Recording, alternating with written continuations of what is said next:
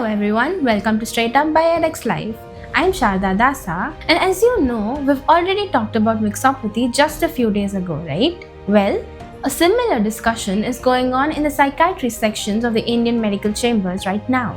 Should psychiatrists be allowed to specialize in neurology? This debate could potentially transform how we understand and treat brain disorders in India. Currently, only doctors with an MD, Doctor of Medicine in General Medicine, or pediatrics can pursue a DM, that is Doctor of Medicine in Neurology. However, the Indian Psychiatric Society, IPS, the leading body for psychiatrists in the country, has formally asked for a change. They want MD Psychiatry graduates to be eligible for advanced neurology programs. But why is this such a big deal? The psychiatric community believes that the traditional separation between psychiatry and neurology is outdated. For example, disorders like schizophrenia show visible changes in the brain, and many patients in the psychiatric wards also present with neurological symptoms.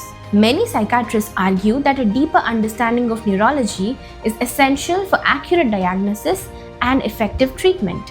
They feel that integrating neurology training would allow them to use advanced tools, moving beyond simple symptom-based diagnosis and providing more concrete evidence for patients and families.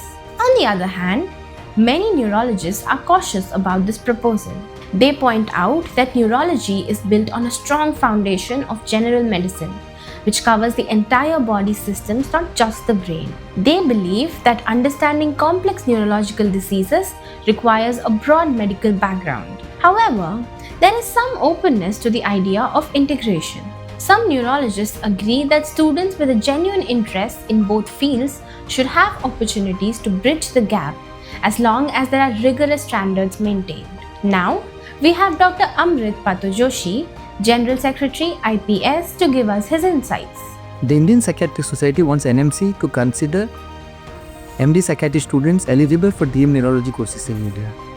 The evolution of time, the diagnosis in psychiatry is moving from a symptom-based diagnosis to based on neurophysiology, neuroimaging, and neurogenetics.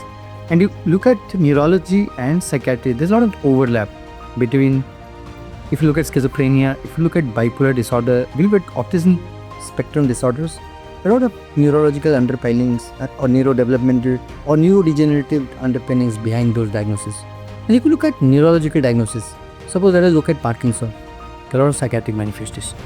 You look at headache, you look at multiple sclerosis, you look at epilepsy, you look at stroke, there are a lot of psychological diseases which are associated with them. So if you really integrate neurology and psychiatry, it's a win-win situation both in terms of diagnosis, in terms of management, and in terms of prognosis. So why this collaboration is impactful? Again, you need more research in neuropsychiatry. You need more people to come into the finer cuts. You need more super specialization, be it neurogenetics, be it cognitive neurosciences, be it neurology. So I think that once you make MD Psychiatry people eligible for neurology, it's a win-win situation again, as I tell you. And if you look at Sri Chitra Institute is one of the top premier institutes in India and also for specialization. They have considered psychiatry as a prerequisite for DM neurology.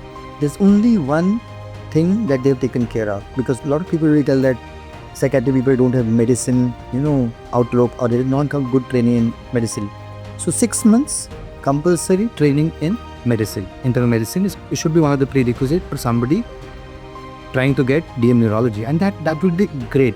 We look at a lot of international places, a lot of foreign countries, they consider psychiatry as one of the prerequisites, or somebody who is MD Psychiatry can take up neurology.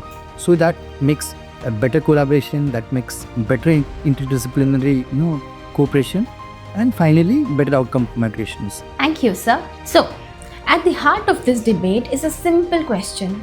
How can we best train our doctors to understand and care for the human brain in all its complexities? Share your thoughts in the comments below and follow EdexLive for more such updates.